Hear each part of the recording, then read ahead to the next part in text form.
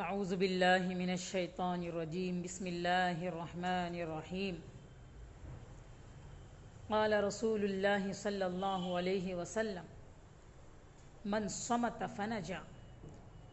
او کما قال النبی صلی اللہ علیہ وسلم۔ حضرات گرامی، انسان کے باڈی اور انسان کے جسم کے اندر ہر اعضاء سے گناہ ہوا کرتا ہے۔ آنکھ سے بھی گناہ، سر سے بھی گناہ، کان سے بھی گناہ، زبان سے بھی گناہ، ہاتھ سے بھی گناہ، پیر سے بھی گناہ، پیٹ سے بھی گناہ، شرم و گاہ سے بھی گناہ، دل سے بھی گناہ۔ انسان کا ہر اعضاء گناہ کرتا ہے، اور ہم کو اسلام یہ بتاتا ہے کہ ہم جسم کو ہر گناہ سے پاک رکھیں، اپنی نگاہوں کو پاک رکھیں ناجائز چیزوں کے دیکھنے سے، اپنے کانوں کو پاک رکھیں ناجائز چیزوں کو سننے سے، اپنے ہاتھوں کو پاک رکھیں ناجائز چیزوں کو چھونے سے، اپنے پیر کو پاک رکھیں ناجائز جگہوں پر جانے سے، اور اپنے دل کو قابو میں رکھیں، کنٹرول میں رکھیں غلط سلط چیزیں سوچنے سے، فکر کرنے سے، غلط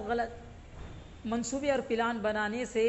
اپنے دماغ کو پاک رکھیں۔ یہ تمام چیزوں کا حکم ہم کو اسلام دیتا ہے، اللہ کے نبی علیہ السلام نے ہم کو سکھایا ہے۔ انسان کی باڈی کے اندر سر ایک ایسا حصہ ہے جس کے اندر کان بھی لگے ہوئے ہیں، آنکھ بھی لگا ہوا ہے، دماغ بھی لگا ہوا ہے، زبان بھی لگی ہوئی ہے، اور سب سے زیادہ گناہ سر کے ذریعے سے ہوا کرتے ہیں۔ اس لیے سر کو جو ہے رئیس الاعضاء کہا گیا ہے، یعنی پارٹس کا ایک سردار، جسم کے حصوں کا ایک صدر کہا گیا ہے۔ اس میں سب سے زیادہ گناہ زبان سے ہوا کرتے ہیں۔ زبان سے، زبان ایک خطرناک چیز ہے۔ زبان کے ذریعے سے ہم کسی کو خوش بھی کر سکتے ہیں، لمحہ بھر میں کسی کو ناراض بھی کر سکتے ہیں، کسی کا دل جیت بھی سکتے ہیں، کسی کا دل توڑ بھی سکتے ہیں۔ زبان ایک ایسی چیز ہے، اللہ کے نبی علیہ السلام نے ارشاد فرمایا کہ بہت ساری آفتیں زبان کے ذریعے سے آتی ہیں، زبان کے ذریعے سے پیدا ہوا کرتی ہیں۔ آپ علیہ السلام نے ارشاد فرمایا جب صبح ہوا کرتی ہے تو جسم کے تمام اعضاء، جسم کے تمام پارٹس زبان سے ریکویسٹ کرتے ہیں، زبان سے درخواست کرتے ہیں کہ اے زبان، ہماری سلامتی تیری سلامتی میں ہے، تو اگر اچھی رہے گی، تو اگر سلامتی کے ساتھ رہے گی، ہم بھی اچھے رہیں گے، ہم بھی سلامتی کے ساتھ رہیں گے۔ اگر تو بگڑ جائے گی، اگر تو غلط استعمال ہو جائے گی، غلط چل جائے گی، تو ہم بھی بگڑ جائیں گے، ہم کو بھی سزا بھگتنا پڑے گا۔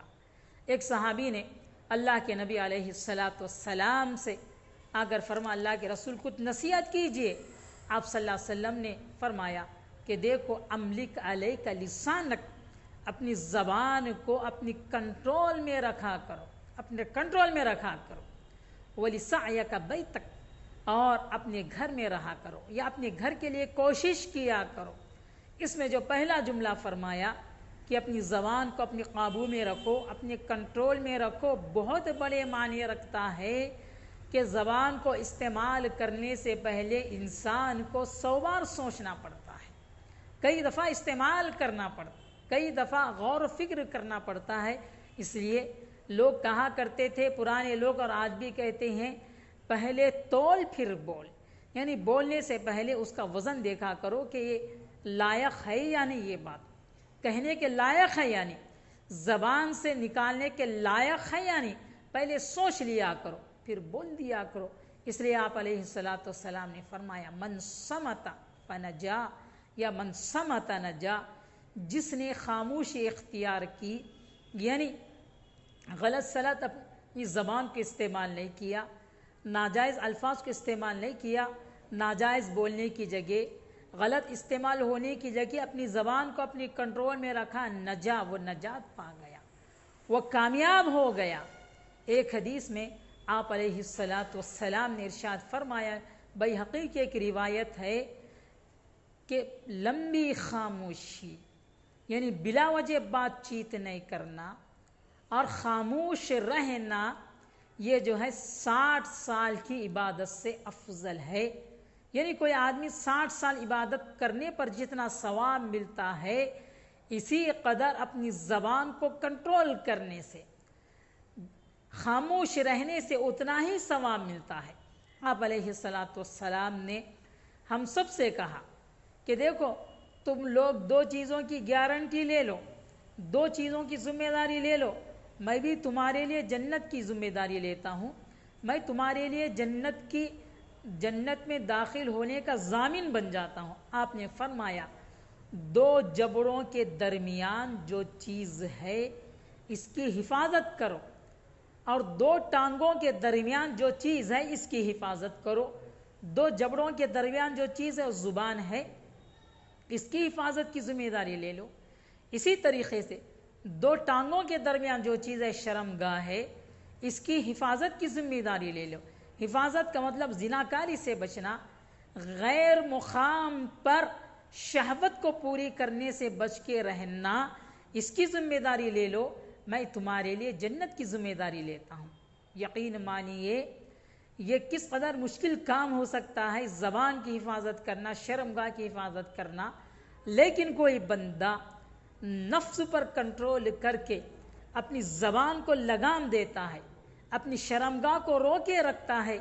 ایمان کے ساتھ یہ دونوں کام کر لیتا ہے، تو انشاءاللہ عزیز یقیناً اللہ کے نبی علیہ الصلاۃ والسلام کے وعدے کے مطابق وہ جنت میں داخل ہونے کا حقدار بن جاتا ہے، مستحق ہو جاتا ہے۔ زبان کیا چیز ہے؟ دیکھنے میں ہلکی پھلکی ہے، اللہ نے زبان کے اندر ہڈی کو نہیں رکھا۔ جسم کے بہت سارے اعضاء کے اندر آپ کو ہڈی نظر آتی ہے، لیکن زبان ایک ایسی چیز ہے اس کے اندر کوئی ہڈی نہیں، لیکن اس کے باوجود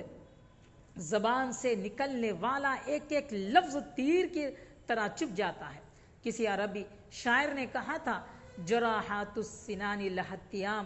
ولا یلتام ما جرح اللسان، کہ دیکھو چھری کا، تیر کا، تلوار کا تو زخم بھر سکتا ہے، چھری سے کسی کو زخم کر دیا، تلوار سے کسی کو زخمی کر دیا، تیر سے کسی کو چھلنی کر دیا، اس بات کی امید ہے کہ زخم سوکھ جائے، اس کے مرہم مل جائے اور مرہم سے وہ صحت مند ہو جائے۔ ولا یلتام ما جرح اللسان، لیکن زبان کے ذریعے سے جو زخم پہنچتا ہے ناممکن ہے کہ وہ بھر جائے، وہ زخم ہمیشہ ہرا رہتا ہے، ہر دن تر و تازہ ہوا کرتا ہے۔ اس لیے زبان کی بڑی بڑی آفتیں ہیں، زبان سے بڑی بڑی پریشانیاں نکلا کرتی ہیں، زبان سے 20 قسم کے گناہ ہوا کرتے ہیں۔ امام غزالی رحمۃ اللہ علیہ نے احیاء علوم الدین کے اندر اس کی تفصیل بیان فرمائی، اس میں سے چند ایک یہ ہے کہ زبان کے ذریعے سے کسی کو گالی دی جاتی ہے، زبان کے ذریعے سے کسی کے برا بھلا کہا جاتا ہے، زبان کے ذریعے سے جھوٹ بولا جاتا ہے، اسی زبان کے ذریعے سے غیبت کی جاتی ہے، اسی زبان کے ذریعے سے چغلی کی جاتی ہے، اسی زبان کے ذریعے سے کسی پر لعنت ملامت کی جاتی ہے، اسی زبان کے ذریعے سے کسی کو لعن و طعن کا نشانہ بنایا جا سکتا ہے۔ الغرض سب سے زیادہ گناہ جو ہوا کرتے ہیں وہ زبان کے ذریعے سے ہوا کرتے ہیں، اس لیے زبان پر کنٹرول کرنا چاہیے۔ آپ علیہ الصلاۃ والسلام نے ارشاد فرمایا کہ بندہ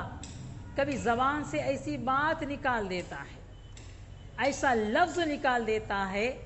کہ اللہ تبارک و تعالیٰ کو وہ بات اتنی پسند آتی ہے کہ اللہ تبارک و تعالیٰ قیامت تک اس بندے سے راضی ہو جاتے ہیں، اس بندے سے خوش ہو جاتے ہیں۔ اور کبھی کبھی زبان سے ایک ایسی بات نکل جاتی ہے کہ اللہ قیامت تک اس سے ناراض ہو جاتے ہیں، اس سے ناراض ہو جاتے ہیں۔ یقین مانیے زبان کے ذریعے سے اللہ کی رضامندی بھی ملتی ہے، زبان کے ذریعے سے اللہ کی ناراضگی بھی ملتی ہے۔ کب تک؟ قیامت تک ناراض رہتے ہیں۔ اللہ تبارک و تعالیٰ نے زبان سے ایسی زہریلی بات نکال دیا، زبان سے ایسی کڑوی بات نکال دیا۔ ایک حدیث میں آپ صلی اللہ علیہ وسلم نے فرمایا، جنت میں جانے والے اعمال میں یا جنت میں لے جانے اعمال میں سب سے بڑا حسن اخلاق ہے۔ اور اس کے ساتھ فرمایا دوزخ میں جانے والے بہت سارے ایسے ہیں جو زبان کے ذریعے سے جاتے ہیں، زبان کی بے احتیاطی کے وجہ سے جاتے ہیں۔ اس لیے ہم لوگوں کو چاہیے کہ زبان کو قابو کرنے کی کوشش کریں۔ ضرورت کے وقت بات نہ کرنا یہ بھی گناہ ہے، اور بے ضرورت بات کرنا یہ بھی گناہ ہے۔ ہمیشہ خاموش رہنا یہ بھی بہتر نہیں ہے، اور ہمیشہ زبان خیچی کی طرح چلتے رہنا یہ بھی بہتر نہیں ہے، بلکہ اصول کے مطابق، قاعدے کے مطابق، قانون کے مطابق جہاں بولنا ضروری ہے وہاں زبان کھولنا حق بنتا ہے، جہاں چپ رہنا ضروری ہے وہاں چپ رہنا حق بنتا ہے۔ اس لیے زبان کے اصول، زبان کے قواعد معلوم کریں تاکہ دنیا والے بھی ہم سے راضی ہو جائیں، اور اس سے بڑھ کر زبان کے اندر جو گویائی کی طاقت عطا فرمائی، بولنے کی طاقت عطا فرمائی، وہ مالک مولا بھی ہم سے راضی ہو جائے۔ اللہ تبارک و تعالی ہم سب کو زبان کو قابو میں رکھنے کی توفیق نصیب فرمائے، اور زبان کے ذریعے سے مولا کو راضی کرنے کی توفیق نصیب فرمائے۔